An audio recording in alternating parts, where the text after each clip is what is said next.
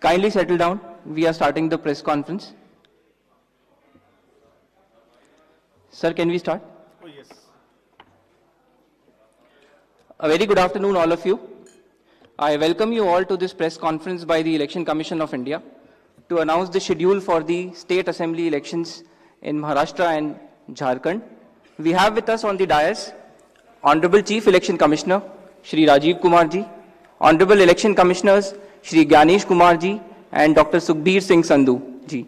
We also have with us on dais Senior Deputy Election Commissioners and Deputy Election Commissioners of the Election Commission of India. I am Anuj Chandak, Joint Director Media for the Election Commission. The format of the press conference will be as follows. There will be a brief address by the Honorable CEC along with a very informative presentation.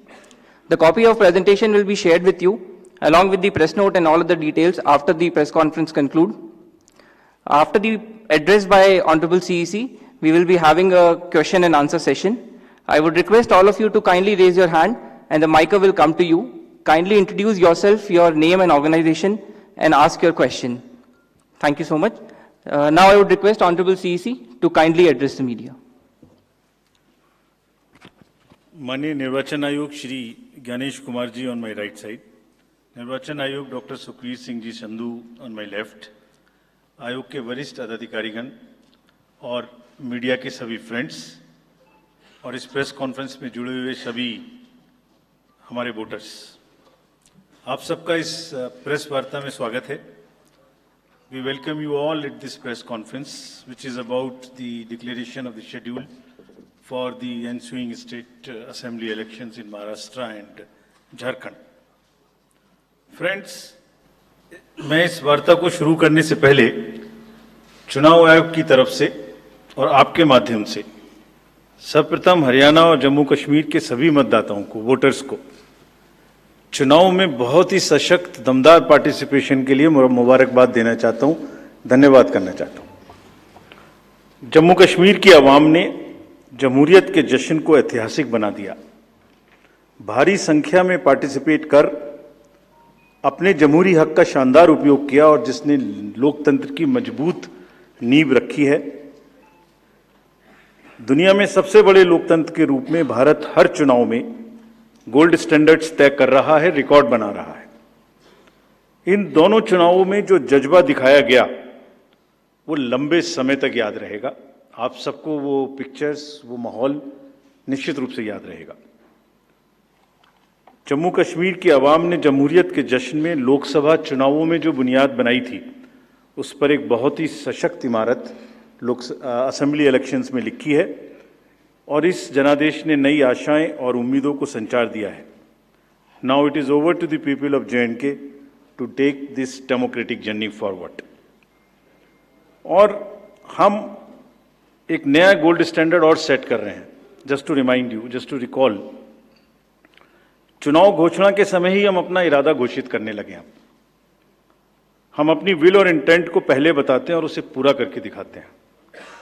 Just to take you down the memory lane, Lok Sabha के चुनाव के समय, हम announcement के समय हमने वादा किया था कि हम 4M की चुनौतियों से निपटेंगे और हिंसा, पुनर्मतदान, धन और सोशल मीडिया के दुरुपयोग की अनुमति नहीं देंगे. और आप सब जानते हैं कि हमने वो करके दिखाया. भारत के चुनावों की गोल्ड स्टैंडर्ड्स की कड़ी में हम एक और नया अध्याय लिख रहे हैं. इसी को आगे बढ़ाते हुए J&K अनाउंसमेंट के समय अगर मैं आपको फिर से याद दिलाऊं कि चुनाव से पहले किस प्रकार की थ्रेट्स थी, आतंकी हमले बढ़ रहे थे. लोग, आप सब लोगों में से बहुत लोग ये भी पूछ रहे थे कि पता नहीं चुनाव आयोग J&K में चुनाव कराएगा कि नहीं कराएगा. और 16 अगस्त को जब चुनाव की घोषणा का समय था तो इसी प्लेनरी हॉल में हमने अप फ्रंट और बोल्ड वादा किया था. और मुझे याद है मैंने कहा था कि जमहूरियत के जश्न में आपकी शिरकत दुनिया देखेगी नापाक इरादों की शिकस्त की कहानी. और वो कहानी आपने सबने देखी और वो कहानी पूरे वर्ल्ड ने देखी. चुनाव को इंड्यूसमेंट फ्री बनाया गया और जहां J&K में चुनाव कराने का विषय होता था वहां सीजर्स में 130 करोड़ रुपए के सीजर्स हुए, which is 100 times more than 2014 elections. तो पहले ये बात भी नहीं होती थी कि सीजर्स भी करना है, इस पावर को रोकना भी है. Similarly, in Haryana, seizures were to the tune of around 75 crores, 4 times more than 2019 elections. इन दोनों राज्यों के चुनावों में भी नील रीपोल रहे. There was not even a single repoll in both these states, including the state of Jammu Kashmir. कोई violence नहीं हुई, zero violence, including the state of Jammu Kashmir. एक भी लाठी नहीं चली, एक भी गोली नहीं चली. आप सब इस बात के गवाह हैं. आपने देखे शिकस्त के नजारे. And let us give an ovation to the voters of Jammu Kashmir and Haryana. चुनाव दर चुनाव घटती हुई हिंसा, बढ़ती भागीदारी, रिकॉर्ड सीजर्स, मतदाता बिल्कुल स्पष्ट संदेश दे रहे हैं that they have full belief, they are very very participate in the electoral process. लेकिन कोई बात नहीं, फिर भी अगर मुझे याद आए तो कुछ तो लोग कहेंगे लोगों का काम है कहना. हम उसके बिना चिंता किए आगे बढ़ते हैं, अपना काम सशक्त तरीके से करते हैं, ये आपको विश्वास दिलाते हैं. So friends, now we come to Maharashtra and Jharkhand, जहां पर अब उत्सव का समय है. हाल ही में हमने झारखंड और महाराष्ट्र में विजिट की थी और वहां पर political parties, DOs, SPs, IGs, commissioners, enforcement agency सबके साथ बैठक की थी और पूरे व्यवस्था को समझा और उसका रिव्यू किया था. So before we come to the schedule, let me share some basic information about these two states with you. Total districts in Maharashtra are 36 with 288 assembly constituencies, of which 234 are general and scheduled tribes constituencies 25 and SC constituencies 29. Term of the assembly of the Maharashtra is ending on 26 November 2024. If we talk about the number of electors in Maharashtra, they are 9.63 crores. 4.97 crores male and 4.66 crores female voters. Young voters की संख्या जिस पे काफी जोर दिया गया था SSR में 1.85 करोर्स और उसमें से 20.93 lakhs are first time voters of 18 to 19 age group. If we tell you about the polling stations in Maharashtra, there are total 1,186 polling stations and at 52,789 locations. Urban being 42,604 and rural being 57,582. इस बार भी हम PWD managed booths बनाएंगे, women managed booths बनाएंगे महाराष्ट्र में भी. Model PSS की संख्या 530 रहेगी. अगर झारखंड में की चर्चा करें तो टोटल डिस्ट्रिक्ट्स की संख्या है 24, टोटल असेंबलीज 81, जिसमें से जनरल 44, एसटीज 28 एंड एससीज 9. झारखंड की असेंबली का टर्म 5 जनवरी 2025 को कंप्लीट हो रहा है और अगर झारखंड में इलेक्टर्स की बात करें तो 2.6 करोड़ वोटर्स, जिसमें 1.29 crores female and 1.31 crores male. First time voters between 18 to 19 years are 11.84 lakh and 66.84 young voters in Jharkhand also. In the centenarian, number of centenarian voters is 1,706 and 3.67 lakhs PWD voters plus 1.14 lakh voters are of the age of 85 and plus in Jharkhand. If I give you an overview of polling stations in Jharkhand, पूरे polling stations की संख्या होगी 29,562 और जो कि 20,221 locations पर फैले हुए होंगे. अर्बन संख्या वहां कम है 5,042 और रूरल परिवेश ज्यादा है, इसलिए रूरल बूथ्स की संख्या होगी 24,520. यहां पर भी women managed booths, youth managed booth, PWD managed booths बनाए जाएंगे. एवरेज वोटर्स की संख्या पर booth is 881. Particularly vulnerable tribal groups पे जैसे मैंने पहले भी आपसे चर्चा की है, कमीशन का उनको एनरोल करने के लिए, उनको एम्पावर करने के लिए बहुत एम्फेसिस है। महाराष्ट्र में 3 पीवीटीजीज हैं, कटकरी, कोलम एंड मारियागॉन्ड, और झारखंड में 8 पर्टिकुलरली वल्नरेबल ट्राइबल ग्रुप्स हैं जिनकी आबादी 1.78 लाख है। उसमें असुर, बिरहोर, मालपाड़िया, पहाड़िया, सौर्या, पहाड़िया, बिरजिया, कोवार एंड सावर, इन सबका लगभग 100% एनरोलमेंट इलेक्टरल रोल में किया गया है। और सभी डीओज ये कोशिश करेंगे कि जो भी बूथ्स इनके यहाँ बने वो बहुत सहज इनके ही परिवेश में बने और इस तरह की स्वीप एक्टिविटी करें कि वो सबके सब अधिकतर मात्रा में अपने मतों का प्रयोग कर सकें। मैं फिर से रिपीट करना चाहता हूं कि सभी पोलिंग स्टेशंस पे एश्योर्ड मिनिमम फैसिलिटीज होंगी। पिछली बार मुंबई शहर से कुछ ऐसी इंफॉर्मेशन या शिकायतें आई थी कि वहां पर कुछ बूथ्स पे ज़्यादा पोलिंग स्टेशंस एक जगह होने की वजह से प्रॉब्लम थी। इस बार हमने रिव्यू में बहुत ही सख्त हिदायतें दी हैं, उनको रिव्यू किया है, रेशनलाइज किया गया है पोलिंग स्टेशंस को। तो हम उम्मीद करते हैं डीओज विल वर्क, और वहाँ इस बार म्युनिसिपल कमिश्नर मुंबई को डीओ भी घोषित किया गया है ताकि जितने रिसोर्सेज उनके पास हैं उन सबको वो उसमें इस्तेमाल कर सकें। एक और व्यवस्था की गई है जो हम पीछे से कोशिश कर रहे थे, अब हमने उसकी इंस्ट्रक्शंस भी इशू कर दिए हैं कि पोलिंग लाइन जब लगती है तो उसमें लाइन के बीच में भी थोड़ी कुर्सियां या बेंच लगाएं, ताकि अगर आधा घंटा लग रहा है तो बीच बीच में कहीं ना कहीं 5-7-10 मिनट के बाद आप 2-3 मिनट के लिए बैठ जाएं तो थोड़ा अच्छा लगता है, मतलब थकान थोड़ी कम महसूस होती है, खासतौर से बुजुर्ग लोगों को। तो ये व्यवस्था भी सब पोलिंग स्टेशंस पे रहेगी।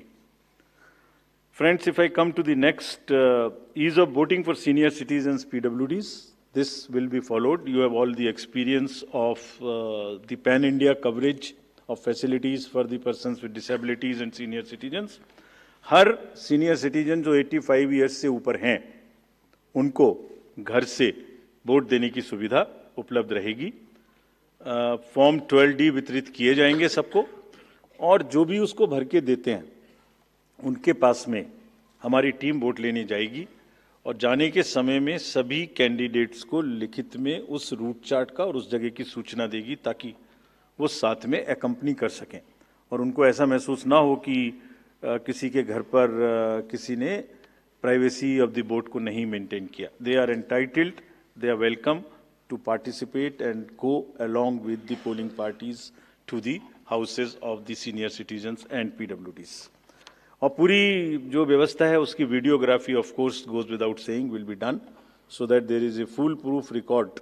वैसे भी पूरे चुनाव में आप जानते हैं कि कोई भी प्रक्रिया ऐसी नहीं है जिसमें वीडियोग्राफी ना होती हो, जिसका रिकॉर्ड ना रखा हो, सो दैट जहां पर कैंडिडेट्स पार्टिसिपेट ना करते हो और जहां पर वीडियोग्राफी ना होती हो। So every process of this can always be checked and seen. जैसे क्रिकेट में एक्शन रिप्ले होता है, तो अगर वहां गेम के समय एक्शन रिप्ले नहीं हो सकता तो बाद में हर जगह हर प्रोसेस की वीडियोग्राफी को देखा जा सकता है। इसी प्रकार से जो नेक्स्ट अगर मैं आपको बताऊं तो जो टेक्नोलॉजी है उसका हम फिर से बहुत यूज करेंगे। वोटर हेल्पलाइन ऐप में सभी वोटर्स अपनी सारी डिटेल्स देख सकते हैं, वो कहाँ मतदाता सूची में कहाँ नाम है, कहाँ फैमिली टुगेदर है, कहाँ उनको पोलिंग स्टेशन है, वो सब चीज़ देख सकते हैं। C vigil of course we have been very enthused. जैसे लास्ट पार्लियामेंट्री इलेक्शन में हमारे 10,000 करोड़ के सीजर्स हुए, जैसे मैंने अभी बताया J&K एंड हरियाणा में भी रिकॉर्ड सीजर हुए।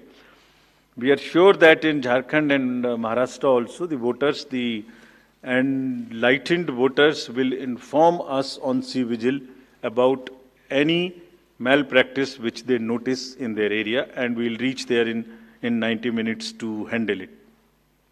सभी कैंडिडेट्स जिनकी क्रिमिनल बैकग्राउंड है उन्हें अपनी सूचना देनी पड़ेगी 3 बार पेपर्स में, और सभी voters as a matter of right can see on our app which is KYC Know Your Candidate. हमने जो मीटिंग्स मैं आपको सिर्फ सारांश में ये बताना चाहता हूँ कि जो मीटिंग्स हमने झारखंड और महाराष्ट्र में की, तो डीओज, स्टेट एजेंसीज को बहुत ही सख्त हिदायतें दी हैं, मतलब बहुत ही सख्त मीन्स बहुत ही सख्त, कि वो हर तरीके से फ्री एंड फेयर इलेक्शंस कराएंगे, हर तरीके से लेवल प्लेइंग फील्ड को एस्टेब्लिश करेंगे। उनको ये स्पष्ट बताया गया है कि किसी भी पदाधिकारी के विरुद्ध अगर ऐसी सूचना आती है और ये प्रमाणित होता है कि उन्होंने कोई भी कार्य ऐसा किया जिससे लेवल प्लेइंग फील्ड डिस्टर्ब होती है, एक पार्टी को पक्ष एक पार्टी को नुकसान, तो very stern action will be taken against them. This has been very, very clearly told to everyone. किसी भी तरीके का प्रलोभन, वही 4 M's जो पहले हमने बात की थी, मनी का डिस्ट्रीब्यूशन, फ्रीबीज का डिस्ट्रीब्यूशन, शराब का डिस्ट्रीब्यूशन, ड्रग्स का distribution, will all be under strict watch. All airports, all landings of the aircrafts in the field will all be checked. There would be extensive polling, the checkposts on the borders of the interstate move for checking interstate movement. और कहीं से भी multi disciplinary teams वहाँ बनाने के लिए कहा गया है, यानी जिसमें एक्साइज भी होगा, पुलिस भी होगी, जीएसटी भी होगी, ट्रांसपोर्ट के भी लोग होंगे, ताकि वो 24/7 उनकी चेकिंग कर सकें। और साथ में ये भी हिदायत दी गई है कि चेकिंग का मतलब ये नहीं है कि कॉमन सिटीजन को कोई भी हैरेसमेंट होना चाहिए। That precaution must very very carefully be taken about all of them. सभी पोलिंग स्टेशंस 2 किलोमीटर के अंदर हों। किसी भी कंट्रोल रूम्स की स्थापना होगी हर डिस्ट्रिक्ट में, so that they can handle the social media narratives if there is anything which is wrongly being conveyed. ये सब का सब वहाँ पर निश्चित रूप से व्यवस्था होगी। सारांश में, if I summarize everything before coming to schedule, I would like to say that चुनाव लोकतंत्र का ऐसा त्योहार है और ऐसा उत्सव और पर्व है जिसमें सभी वोटर्स की भागीदारी बिल्कुल आवश्यक है, वांछनीय है, आवश्यक है, रिक्वेस्टेड है। We appeal to everyone to come and vote in large numbers in these elections also. साथ ही सभी राजनीतिक दल, सभी कैंडिडेट्स से भी अनुरोध है कि पूरे नियमों का पालन करते हुए कैंपेनिंग के दौरान निर्भय होकर कैंपेनिंग करें। लेवल प्लेइंग फील्ड एस्टेब्लिश करना हमारा काम है, लेकिन उसको वायलेट ना हो, उसमें कोई एक्सेसेस ना हो, ये उनका भी काम है। Now I come to the schedule for Maharashtra. This will be in single phase. The notifications, date of notifications are in front of you. 22nd October would be date of notification. Last date of making nomination would be 29th October. Scrutiny on 30th October. And last date for withdrawal 4th, and date of poll in Maharashtra would be 20th 11. Counting would be on 23rd 11/24, and you will notice that date of poll is Wednesday. This is deliberately, which lot of scheduling, whatever goes into scheduling, we have tried that it is midday, so that issue of urban apathy is handled. And in case of urban apathy, we are really very concerned. We want to make appeal through you to all our esteemed voters in the urban areas to please come and vote. It's not a healthy trend which is reflected. If I give you a brief of what is happening across the elections in the urban apathy, we will share this slide with you. If you look at various states, you look at Gurgaon, you look at Faridabad recently. Last elections, you look at Jubilee Hills, Hyderabad. You look at Bangalore South. You look at Gujarat, Gandhigram, Kolaba, Mumbai City, Pune, Thane, all are much below the state averages of each state. We will be conducting a special meeting of the municipal commissioners and DOs within a week's time to appeal again to do whatever we can do to motivate the voters in the urban areas, but the trends are really not not good. If I show you the Lok Sabha, that was the Lok Sabha. If I show you legislative assemblies, see the lowest. The Kolaba was just 40%. 62 of 64 urban ACs in Maharashtra were less than the state average in 2019. So was the case in the parliamentary elections 2024 also. And just to give you a contrast, if you compare, so what was the situation in Lok Sabha in Kalyan was 50%, Mumbai South 50, Mumbai North, Thane, Pune, Mumbai South, everything 53%. And these were the lowest 6 parliamentary constituencies out of the lowest 10.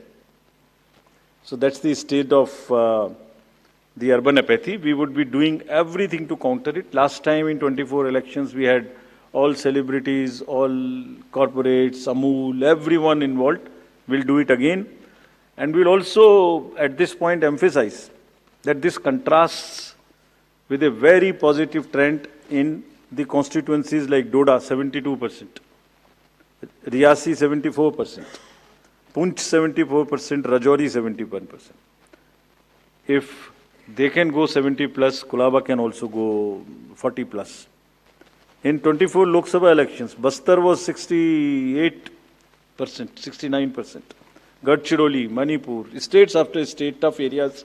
So we'll be requesting through you, we'll have a special drive this time for the slum areas in urban areas and also the colonies, all alike, to have a real urban push.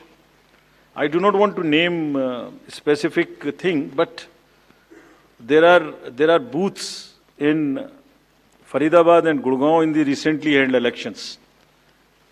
And they are the poshest places where voting has been around 20%. So again, we will be doing a lot of work on this to do whatever we can do to attract the urban voters. Now, friends, coming to Jharkhand. Jharkhand एक बहुत ही समृद्ध state है, बहुत ही उसकी विरासत है और वहाँ पर हम फिर से अपील करेंगे कि सब वोटर्स अधिक से अधिक मात्रा में वोट दें. Schedule would be like this. Jharkhand would be in 2 phases.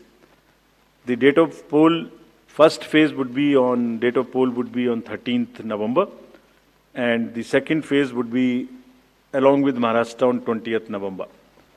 So the date of issue of notification for Jharkhand phase 1 would be 18th, and for phase 2 would be 22nd, along with Maharashtra.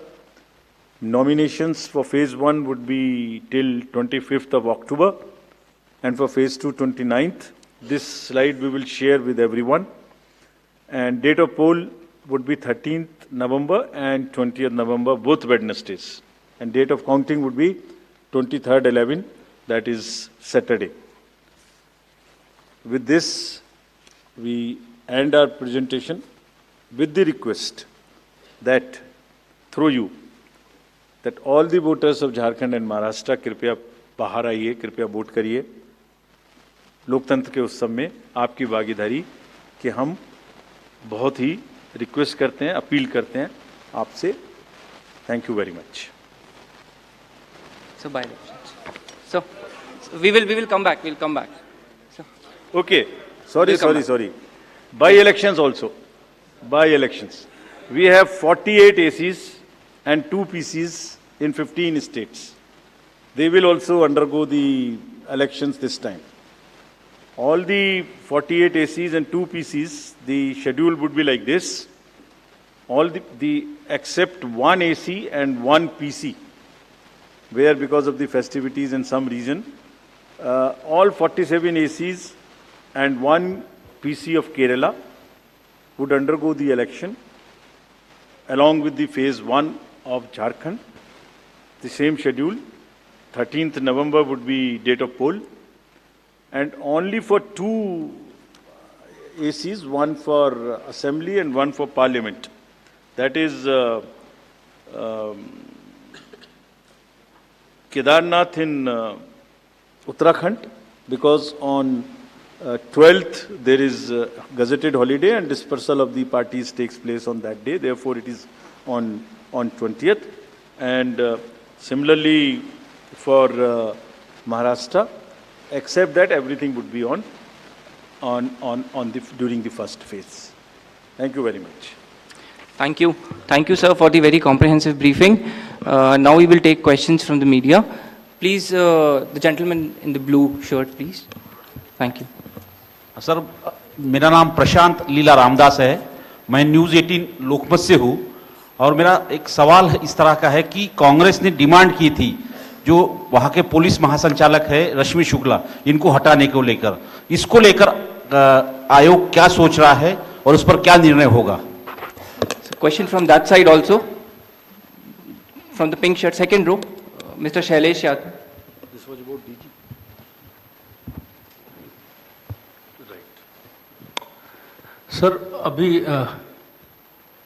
Sir मैं Shailesh Yadav ANI से। अभी हाल ही में चुनाव संपन्न हुए हैं जम्मू कश्मीर और हरियाणा में, और लोकसभा इलेक्शन के बाद देखा गया है कि एग्जिट पोल जो हैं एकदम उल्टे रहे हैं या जो है एकदम गलत साबित हुए हैं, और इसको लेके पब्लिक में सवाल ये उठता है कि एग्जिट पोल में तो सरकार इनकी बन रही है और नतीजा उल्टा है, उस पर EVM पे सवाल उठाए जाते हैं, जिसकी शिकायत आपसे कुछ पार्टियों ने करी थी जिनका एग्जिट पोल में ये था कि सरकार बन रही है और जब EVM का रिजल्ट आया तो सरकार बदल गई। तो इस तरह के एग्जिट पोल को लेके आपका क्या कहना है, क्योंकि सवाल जब उठते हैं तो आपकी तरफ से जो है बाहर नहीं आता है कि क्या इलेक्शन कमीशन सोच रहा है इस पर? Last row, madam was raising the hand. Please. Yes. So just wanted a clarification for the assembly constituencies and parliamentary constituency by polls. So it's Wayanad and Nanded, the two parliamentary constituencies voting, right? Yes. Yes. Yes. There is a EP. There is a EP pending. Yeah. Gentleman in the, yes, please. Sir, I am Sandeep Rajgolkar from TV9 Marathi. मेरा सवाल ये है, जो अभी जो सरकार में जो पॉलिटिकल पार्टीज है उनको अब मिले, अपोजिशन को भी मिले, उन्होंने मांग की थी, जो पार्टी अभी सरकार में है उन्होंने मांग की थी कि एक फेज में ही वोटिंग हो, और अपोजिशन ने तब टीका पर की थी उन पर कि 2 या 3 फेज में होना चाहिए। तो उनकी मांग थी इसलिए किया क्योंकि छोटा हो के भी झारखंड में वहाँ पे 2 फेज है और महाराष्ट्र में 1 ही फेज है। We have gentlemen in the first row, please. Good evening, sir. सामने सर। मोहित दुबे न्यूज़ नेशन से हूं सर। मैं, मेरा सवाल ये है कि EVM को लेके पहले भी आपने बयान दिया है, लेकिन एक बार फिर से EVM को लेके शिकायतें विपक्षी दलों ने हरियाणा को लेके की है, बैटरी को लेके शिकायत की गई है। तो आप हमेशा ये कहते रहे कि निष्पक्षता के साथ हम चुनाव करवाते रहें, तो ऐसे लोगों को आप क्या जवाब देंगे, ऐसे लोगों को आप क्या कहेंगे जो EVM को लेके आपसे शिकायत करते हैं और इस बार बैटरी को लेके शिकायत की गई है? इसको पहले इतने प्रश्न जवाब दे देता हूँ। पहला प्रश्न था DG महाराष्ट्र के बारे में। So DG's appointment in any state is governed by the procedure where the name of the senior most officers are sent to the UPSC. UPSC selects the person, and there is a Honorable Supreme Court decision on this in Prakash Singh's case. The entire issue of this will be handled as per the legal pronouncements governing the subject. This name has been cleared by UPSC. But however, exactly what has been dictated, what has been ordered in this Honorable Supreme Court's order, this case will be handled according to that. Somebody asked about 2 phases in Jharkhand and 1 phase in Maharashtra. Do you remember how many phases were in Jharkhand last time? 5. And now you are asking about 2 also. There are factors in Jharkhand which are about the Naxal areas and others. There are concerns, therefore there are 2. And Maharashtra was 1, it is 1. Exit polls. Actually, I didn't want to touch this subject, but since you are asking.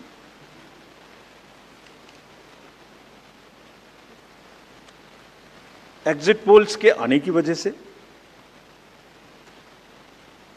Exit polls के एक expectation set करने की वजह से एक बहुत बड़ा, let me explain, एक बहुत बड़ा डिस्टॉर्शन पैदा हो रहा है। ये आप सब लोग यहाँ हैं, ये एक आत्मचिंतन का और आत्ममंथन का भी विषय है प्रेस के लिए, खासतौर से इलेक्ट्रॉनिक मीडिया के लिए।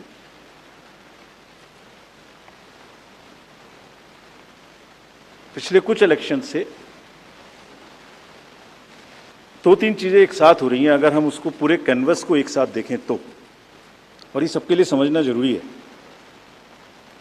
पहले एक एग्जिट पोल आता है जिसकी हम उसको गवर्न नहीं करते,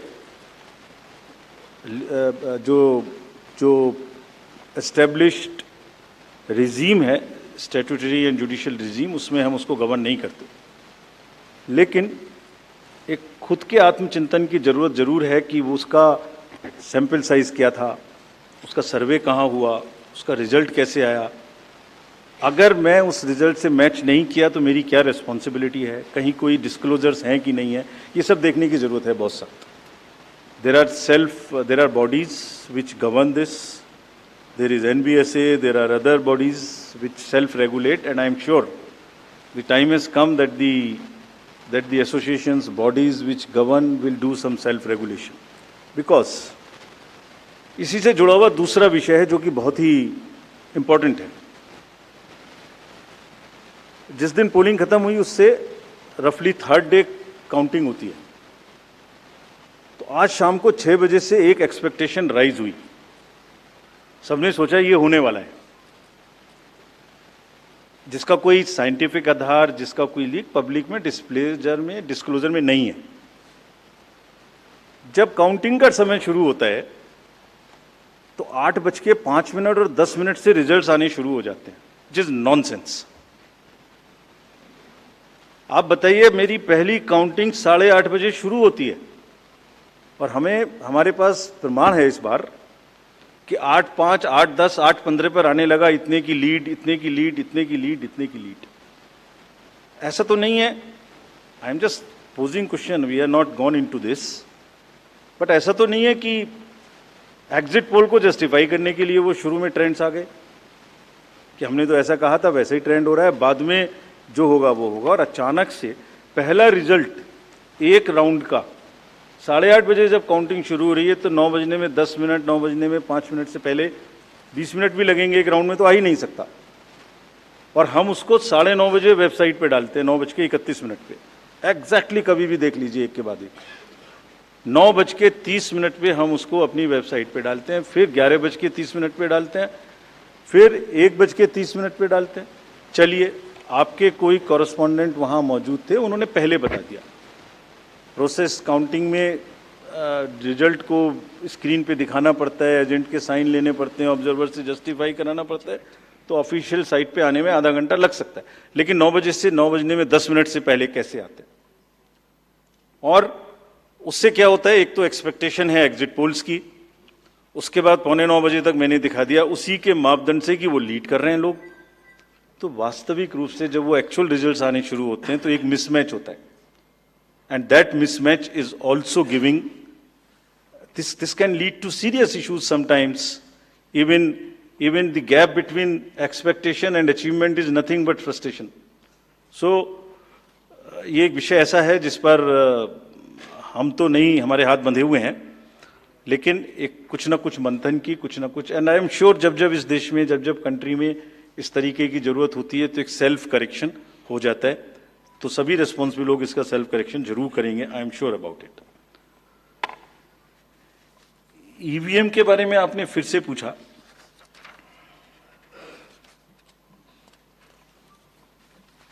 बहुत बार मैं बता चुका हूं आपको, थोड़ा समय लगेगा तो फिर से बता देता हूं।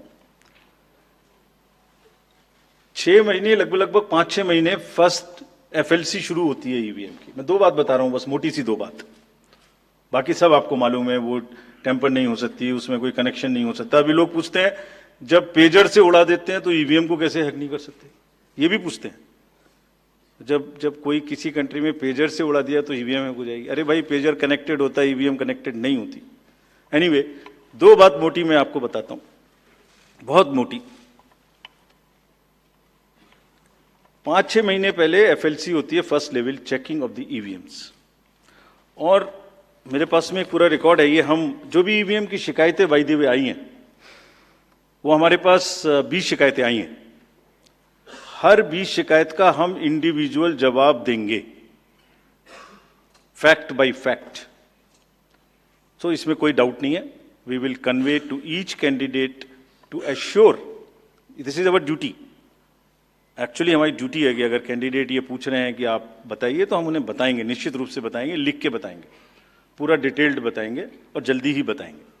तो I am not going into individual cases, और उन सबको पब्लिश भी कर देंगे ताकि आप सबको भी पता लग जाए। But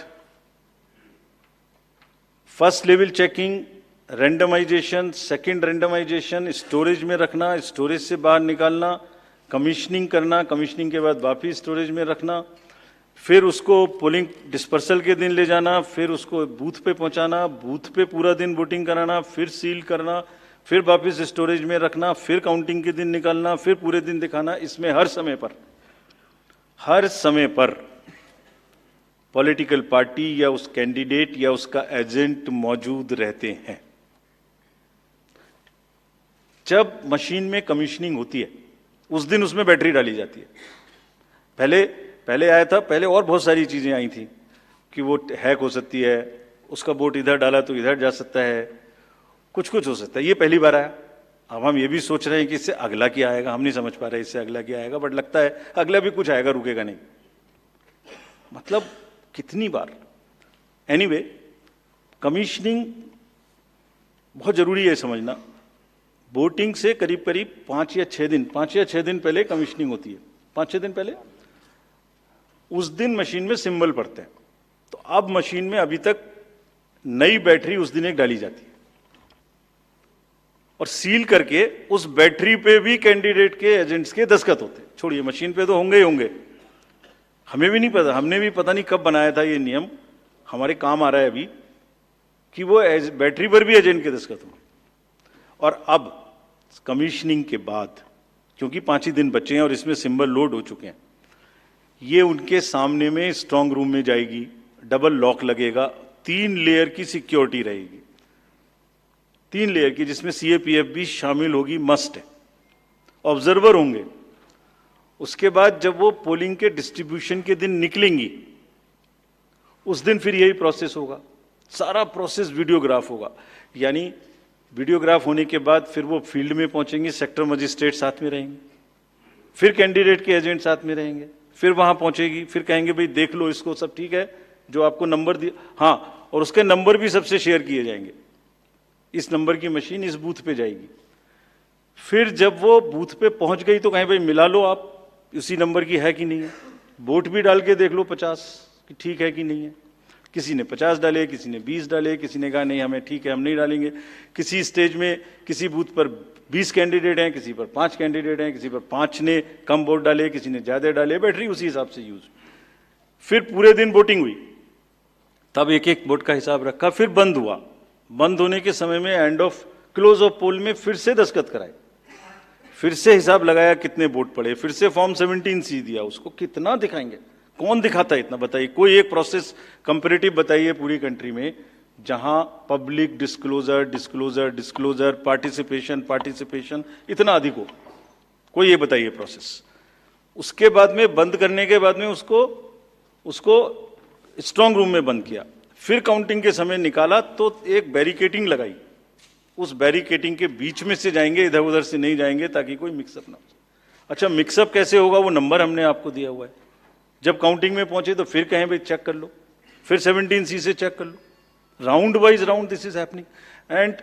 and there is a provision for objecting to any of the issue relating to this at any stage, which has not happened. So हम इंडिविजुअल जिसने, वो बिल्कुल सेफ है, बिल्कुल रोबस्ट है। अच्छा, और मैं बताता हूं आपको, आप पिछले 15-20 इलेक्शंस देख लीजिए, it is giving results after results differently. जहां मतलब ऐसा नहीं हो सकता कि जब पसंद का रिजल्ट ना आए तभी गलत है, ऐसा नहीं हो सकता। एनीवे, हम सबका इंडिविजुअल जवाब देंगे और आपको भी बताएंगे, उसको वेबसाइट पे डलवाएंगे, जवाब दे देंगे आपको। एक FAQ भी बनाएंगे उसका, बताता हूं मैं आपको, बट इसमें थोड़ा सा, चलिए आप अपना प्रश्न पूछ लीजिए, अभी ये बता देता हूं। जी सर, बता दे, ये भी इसी के साथ बता दे। Will take some questions from the नहीं, ये प्रभु जी का इसके साथ ही बता देता हूं। जैसे मैंने पहले बताया, ये एक सिंगल यूज बैटरी है। जब ये पड़ेगी तो 5, 6, 7 दिन के लिए इस्तेमाल होगी। इसकी जैसे आपके कैलकुलेटर में बैटरी है, I mean it is not mobile का बैटरी जो एवरीथिंग चार्ज होगी, it is like calculator battery, 5 साल तक चलती रहेगी। जब शुरू हुई तो मान लिया वो 100% थी, और वो धीरे धीरे धीरे धीरे धीरे धीरे यूज डिसयूज, कितना एक्सटेंसिव यूज, कितना ग्राफ किया, सबसे यूज होती रहेगी 10 साल के बाद तक, 5 साल तक। 5 साल में जब बंद होगी तो पता लगा उससे पहले 3-4% थी, आपको पता नहीं लगेगा, सडनली बंद हो जाएगी। बट हमने प्रोविजन बनाया हुआ है कि जब इनिशियल ये शुरू होगी तो इसकी 2 चीज हुई, एक परसेंटेज ऑफ चार्ज, एक output. Output is in terms of voltage, it's a very low required voltage which the machines require. So anything between 7.4 to 8 volt is considered कि ये बिल्कुल परफेक्ट स्थिति में है और इसको आप डाल सकते हैं। तो it is initially marked as that yes, it is okay, go ahead, 99% it is charged. Now, after commissioning के समय में भी मॉक पोल की जरूरत है, पोलिंग स्टेशन में भी मॉक पोल की जरूरत है, नंबर ऑफ कैंडिडेट्स भी अलग अलग है। सो ये एवरीथिंग कैन डिफर डिफरेंटली, और जब भी वोल्टेज 7.4 से नीचे आएगी तभी ये एक्चुअल वो दिखाना शुरू कर देगी। This is how it is designed. And अगर 5.4 या कोई परसेंटेज है उसके आस 5.8, जब 5.8 पर आएगी तो ये सिग्नल देगी, जैसे गाड़ी सिग्नल देती है येलो बटन दबा के कि अब ये बंद होने वाली है, so please replace. This is what it is. But for general, जिससे कि टेक्निकल लोग भी इसका एग्जामिन कर सकें, आप लोग भी जान सकें, हम इसका एक बिल्कुल डिटेल बना के, जितना मैंने बताया इससे भी ज्यादा विस्तार में, इसको FAQ में डालेंगे। और जो भी सदस्य गणों ने, जो कंटेस्टिंग कैंडिडेट्स ने हमसे पूछा है और जो पार्टीज ने हमसे पूछा है, उनका हम बहुत इज्जत के साथ, बहुत सम्मान के साथ पूरा जवाब देंगे। और जैसे जैसे आरओज अपना अपना जवाब दे देंगे, we have asked all ROs 20 कि आप सब डॉक्यूमेंट करिए, सब बताइए कि कब कमीशनिंग हुई, सब बताइए कौन कौन साथ में था, पूरा डिटेल विस्तार बनाइए, पूरी प्रोसेस एंड टू एंड। और बनाने के बाद माननीय कैंडिडेट को आप जवाब दीजिए। दिस इज योर ड्यूटी इन लोकतंत्र। अगर कोई पूछ रहा है तो आप जवाब दें, हम उसका जवाब देंगे। और जवाब देने के बाद कंपाइल करके हम आपको भी सबको बताएंगे, इसको बताएंगे। Thank you. We will take one question from sir, media friend from Maharashtra also with us, sir. Gentleman in the third row, please. A few more last round. नमस्कार सर, मेरा नाम प्रमोद जगताप है, मैं सकाल मीडिया ग्रुप के शाम अच्छा, news. एक चीज और बता दूं, एक चीज और इसमें मैं आपको बता दूं, एक हमारा C&B का भी प्रोसीजर है, जो माइक्रो कंट्रोलर और प्रोसेसर को हम चेक कर सकते हैं। मुझे नहीं लगता कि इन 20 कॉन्स्टिट्यूएंसी से कोई भी रिक्वेस्ट C&B की आई है, कोई रिक्वेस्ट नहीं है। So anyway, we will give specific replies of all this. Yes please. हाँ सर, मेरा नाम प्रमोद जगताप है, मैं सकाल मीडिया ग्रुप के शाम टीवी न्यूज चैनल से हूँ। मेरा सवाल जो है वो सिंबल को लेके, महाराष्ट्र में एनसीपी के 2 गुट होने के बाद तुतारी और ट्रम्पेट, तुतारी जो है शरद पवार की पार्टी को दे दिया, लेकिन लोकसभा चुनाव में ट्रम्पेट जो है वो भी सिंबल कोई इंडिपेंडेंट कैंडिडेट को दे दिया था। इससे ज्यादा वोट उस इंडिपेंडेंट कैंडिडेट ने लिए थे। शरद पवार के एनसीपी का ऐसा कहना है कि ये सिंबल जो है वो फ्रीज करना चाहिए। महाराष्ट्र के स्टेट इलेक्शन कमीशन ने स्थानिक स्वराज्य संस्था के जो चुनाव है उसमें वो फ्रीज किया है, लेकिन केंद्रीय चुनाव ने अभी तक उसके ऊपर कोई डिसीजन नहीं लिया। तो आप उसको लेके कोई आपकी एसओपी बनाने वाले हो, वो सिंबल अभी फ्रीज करने वाले हैं, उसके का जरा से विस्तार बताइए please. Gentleman in the this side, pink. Rajiv sir, मैं आनंद कुमार सिंह हूं, न्यूज़ इंडिया न्यूज़ चैनल से। सर, मेरा एक सवाल आपसे है। मैंने लोकसभा चुनाव और विधानसभा चुनाव जम्मू कश्मीर कवर किया था, तो मैंने तेलंगाना में देखा कि हिजाब को लेकर लोकसभा बीजेपी की प्रत्याशी थी, तो वो हिजाब को लेकर आइडेंटिफाई कर रही थी, जिसको लेकर विवाद हुआ था।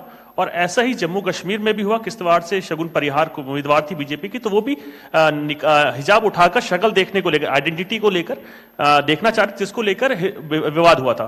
दिल्ली बीजेपी ने आपको लिखा है कि इसको लेकर एक एसओपी बनाई जाए जिससे आइडेंटिटी क्लियर हो सके। तो मेरा सवाल आपसे सीधा ये है कि डेमोक्रेटिक राइट या कल्चरल राइट, आप किसको आगे रखेंगे? Yes, please. Please, to the gentleman. जी सर, एक सवाल ये भी था कि आपने एक करके we will go by Anuj, please. Rajiv sir, अभी जो आपने चुनावों की तारीखों का ऐलान किया है, लेकिन उसमें कुछ ऐसी सीट्स हैं विधानसभा जहां पर उपचुनाव होना था या लोकसभा, जिन पर नहीं ऐलान किया गया। वो कौन कौन? सर, यूपी की 10 सीटें थी। 10 की 10 होंगी? 9 किया है। Basirhat is under the election petition. There is an election petition in Bashirhat, so that is one case. 10 सीटें थी ना? Milkipur also is under election petition. So let me say it that way. जहां election petition नहीं है, वहां सब में हो रहा है।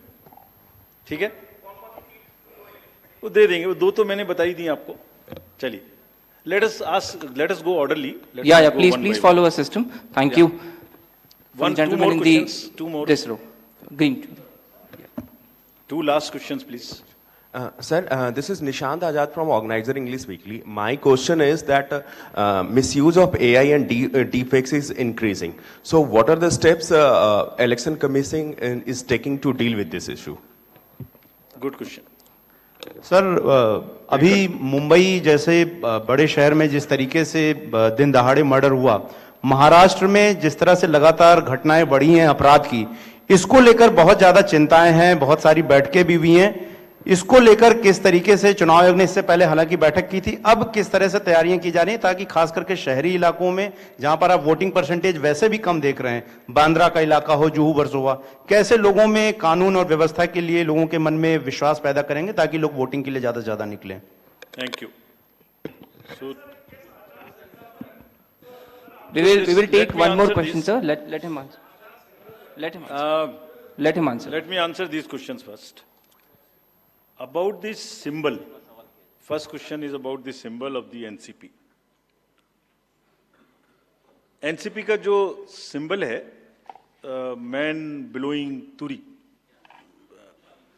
So, उसमें हमारे पास में 2 रिक्वेस्ट आई थी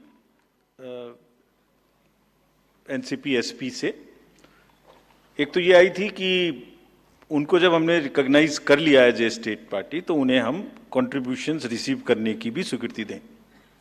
और दूसरी रिक्वेस्ट आई थी कि उनको जो उनका सिंबल है वो प्रोमिनेंट नहीं है, वो जब वोटिंग मशीन के बैलेट यूनिट के अंदर में छोटा दिखाई देता है, तो उसका रेशियो ऐसे चेंज कर दीजिए कि वो स्पष्ट से मैन ब्लोइंग तुरी दिखाई देने लगे। और दूसरी रिक्वेस्ट एक और भी साथ में थी कि उस जैसा एक कोई ट्रम्पेट है उसको हटा दीजिए। 3 रिक्वेस्ट थी। पहली रिक्वेस्ट हमने उनकी मान ली। हमने उन्हें उसी दिन ऑथराइज कर दिया था कि आप ड्यूली कंट्रीब्यूशंस ले सकते हैं, subject to the disclosures which every political party has to do. Secondly, हमने उनको लिखित में ये भी छूट दी थी कि आप खुद हमें बताइए कि आप अपने सिंबल को मैन ब्लोइंग तुरी को किस तरीके से बैलेट यूनिट में दिखाना चाहेंगे। तो उन्होंने कहा था हम इस तरह से दिखाना चाहेंगे। 1-2 चॉइस दी थी, जो उनकी पहली चॉइस थी वो हमने मान ली। इस इलेक्शन में उनका सिंबल वुड बी ज्यादा दिखाई देगा, मतलब प्रोमिनेंटली दिखाई देगा। तीसरी रिक्वेस्ट थी, वो एक ट्रम्पेट है इस टाइप की, जो कि मैन ब्लोइंग तुरा से बिल्कुल डिफरेंट है। तो कमीशन ने उसी दिन बताया था कि वो उससे डिस्टर्ब नहीं करता है। So all the 3 have been accepted, that is 1। All AI and deep fakes, this is a very, very contextual question. This is disturbing all the elections world over. I have said it earlier also. It's a very serious issue.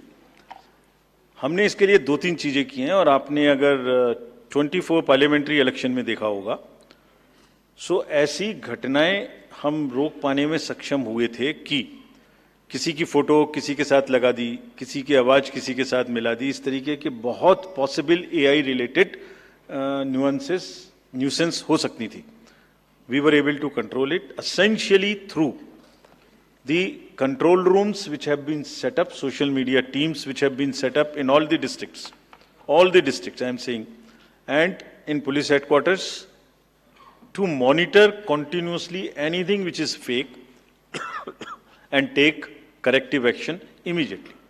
This has led to, in some cases, takedown, some cases blockade, and in some cases even criminal action wherever it was warranted. कुछ लोग हैं जो अभी भी एकदम झूठ narrative किसी ना किसी तरीके से चलाते हैं. हम उसको अभी तक हमने कुछ नहीं किया है. अभी तक हमने उसको ये सोच के रखा हुआ है कि लोग खुद देख देख के समझ जाएंगे कि ये झूठ है. इसलिए we are going absolutely slow, but it has not crossed the red line. The day it crosses red line, they will also be tackled.